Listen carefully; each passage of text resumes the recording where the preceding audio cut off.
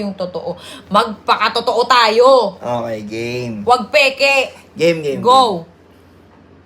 Sino simula? Bakit ka nawala? Bakit ka nawala?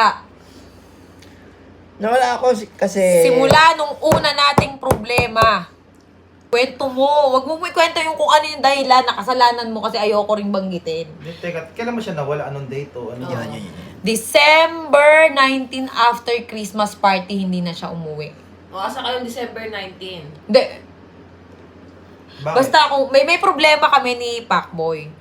Okay, ayoko naman banggitin kung ano man yung ginawa nito. Kaya kung mapapansin nyo, puro bash ako sa social media na hindi ko sinasagot.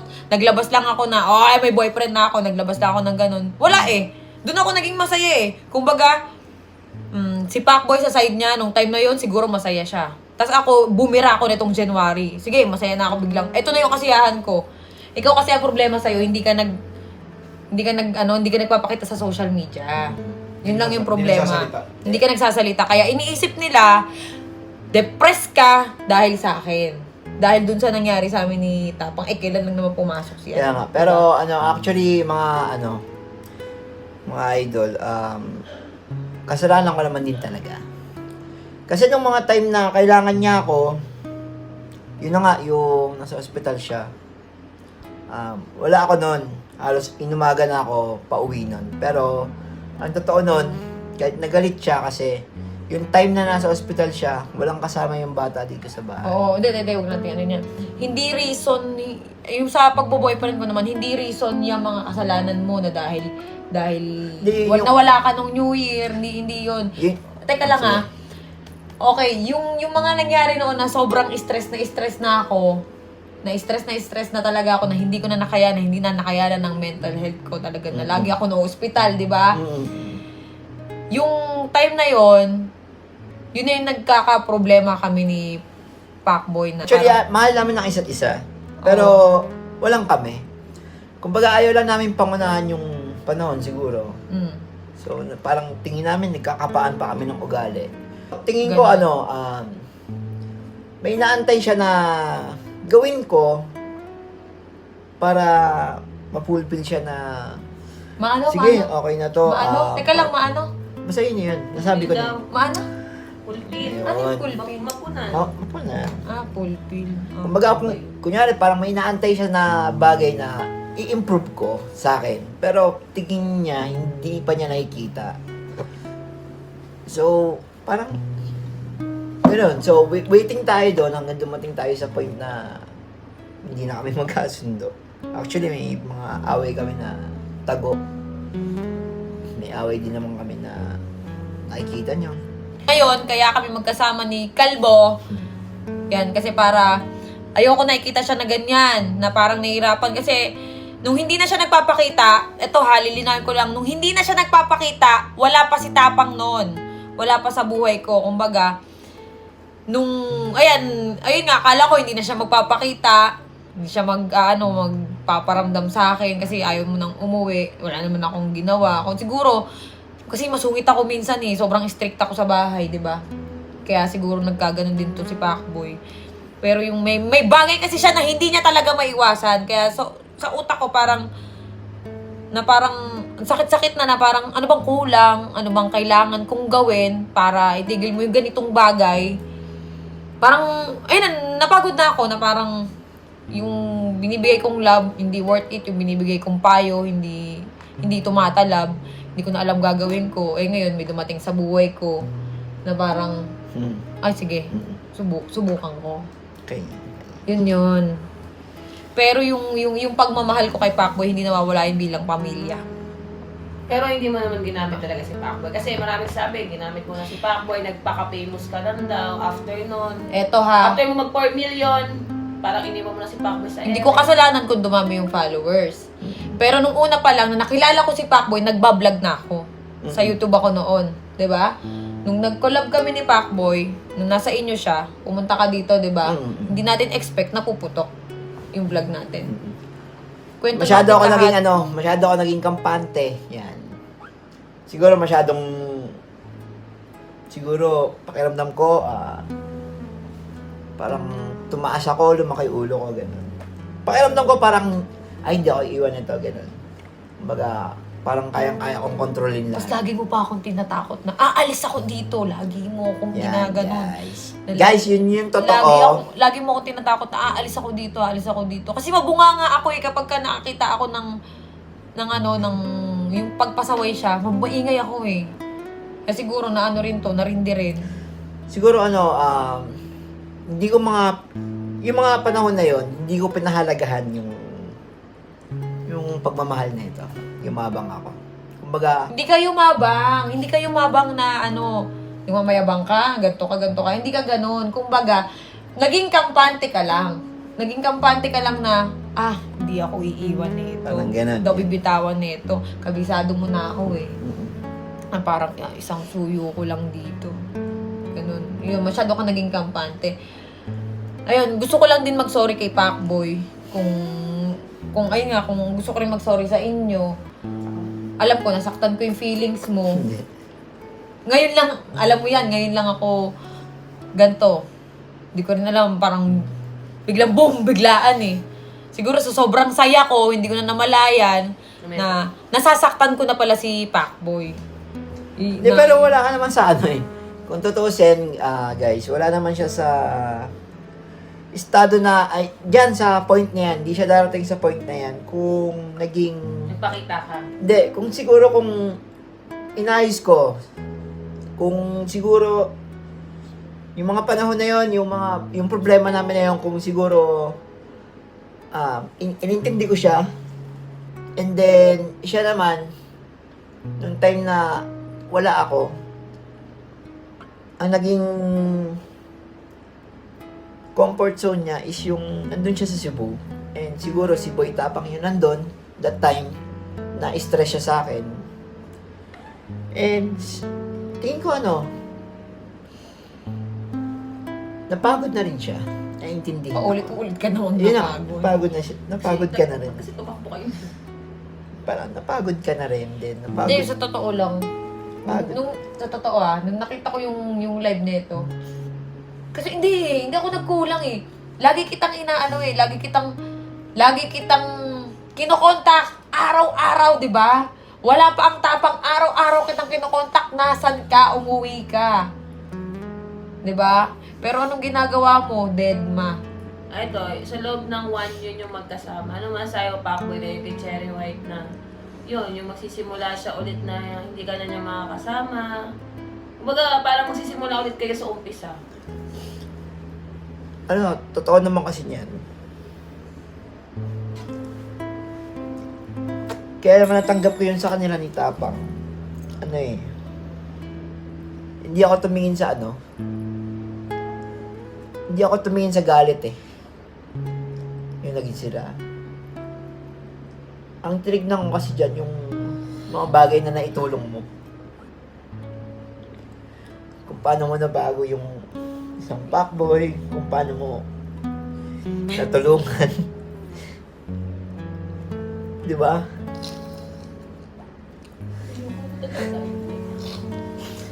Hindi, Bobo yun mo yung kasi. tumingin ako sa hindi ako tumingin sa galit ko. Tumingin ako sa mga bagay na naitulong niya sa akin, sa kung paano niya ako binago. Teka lang, lilinawin ko lang tag dito, lovely.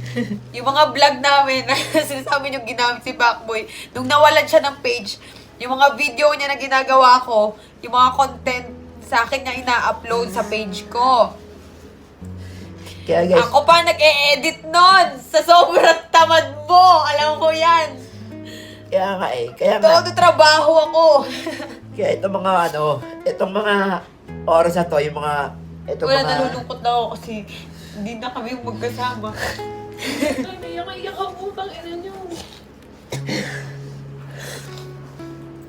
masakit guys, pero kailangan natin tanggapin kasi tutusin, walang problema to tao na to. Sobrang bait nito. Sobrang bait. Hindi niya ako ginamit. Tinulungan niya ako tinulungan niya ako mag-grow. Yun. Pero Hindi, sasabihin ko lang na kaya ako kinausap si Pacboy ngayon. Kasi ito ko ngayon eh. ayokong to si Kalbo na lugmok. Nakita ko na ano siya, na stress. Ganyan. Ayoko na makita siyang walang-wala, ganun. Di ba, pangako ko sa'yo noon na aayusin ko yung buhay mo? Diba? Tulungan mo rin yung sarili mo. Itigil mo kung ano yung dapat mong itigil. Tulungan mo kasi yung sarili mo. Kasi hindi ko na alam kung paano pag gumakaawa gagawin ko sa'yo eh. Bugbog sarado ka na nga, wala pa rin epekto eh. Di ba? Sila Norbin, di yan nagkulang din sa'yo.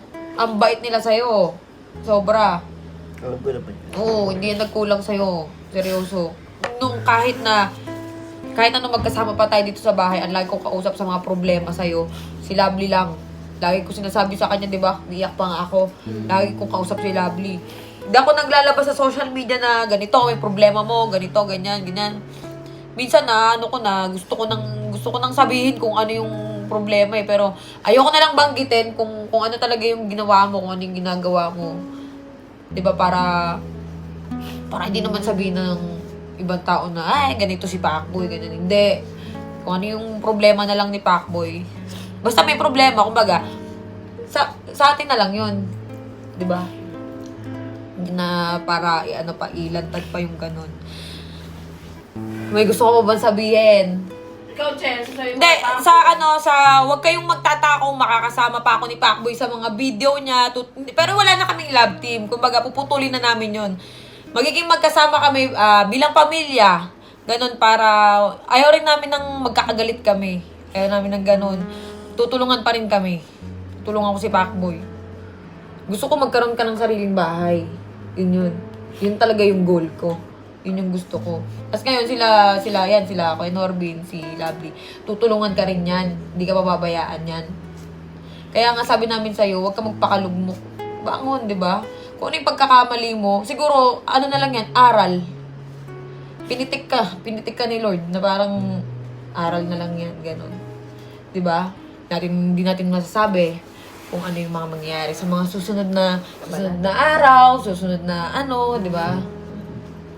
Eh, ikaw, ano masasabi niya sa fans niya sa Pacboy, yung talagang solid Hindi, sa inyo? sorry. Kung ano yung ginawa ko. Tapos yung, dun sa mga nakita kong video, sumasayaw ako. Di ko rin expect, ba't ko nagawa yun? Wala eh, masaya ako eh. Huwag na tayo magpaka-impokrita, ganun ako eh. Di ba? Yun na yun eh.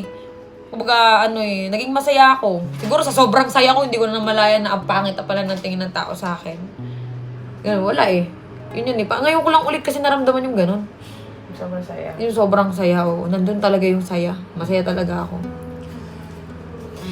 Payo ko naman kay Pacboy, kung meron mang dadating, huwag ka muna magmadali. Ako kasi, hindi ko alam kung nagmadali ba ako. Hindi ko alam. Masaya ako eh. Basta masaya ka. Yung tunay na saya yung hanapin mo. Yun. Kapag may dumating na ganun, go mo lang. Dati ko pa sinasabi sa'yo, di ba? Dati pa kami nag-uusap niyan last year. Na pag nagka-girlfriend ka, siguro nung bago ako ma-birthday, mapapansin nila parang wala na lang. Sabi ko sa kanya rin, sabi ko rin sa'yo na kung magkaka-girlfriend ka sinasabi ko sa kanya, kung magkaka-girlfriend ka, yung talagang, hindi yung send Gcash, wag ganon. Wag ganon. Dapat, hindi kaya nga, wag ganon. Dapat yung ikaw yung bibihisan. O, ito, Dati pa yan. kung pagkatanong ko, Pacboy, babangon ka na ulit, mag-vlog ka na ba? Magbablog na to. Papahinga lang ng konti. Pahinga lang siya ng bawi-bawi muna. Tapos magbablog ka na ulit. Diba? So, may chance ba mag-meet si Boy Tapang sa si Pacboy? Hindi mo nasa ngayon yan. Hindi mo alam. Hindi, ikaw ba? Hindi, di ba? Kilala ko to. Hindi to. So, signing off na ba ang Pacboy? Oo. Kumbaga parang ako, nalulungkot ako. Pero gusto ko na rin kasi magpakatotoo. Nahihirapan din ako dun sa ginagawa natin.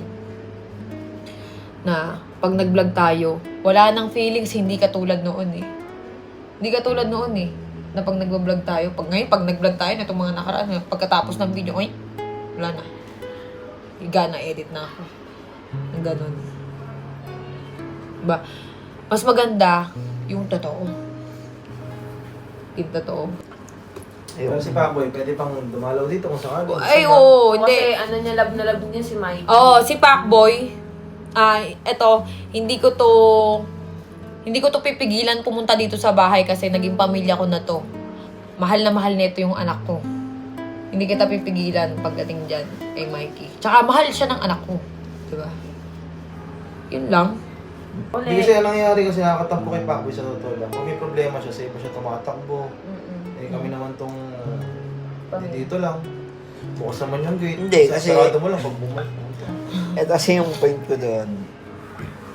Hindi ako tumatakbo sa inyo. Kasi andun pa rin yung yung hiya.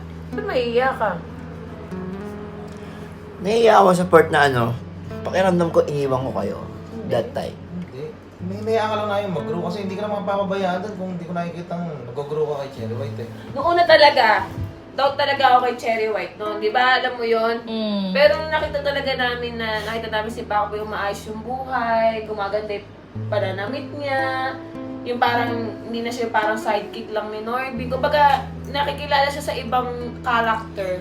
Doon ko na talaga na si Cherry White na mabuti talaga yung hangarin niya kay Pacboy.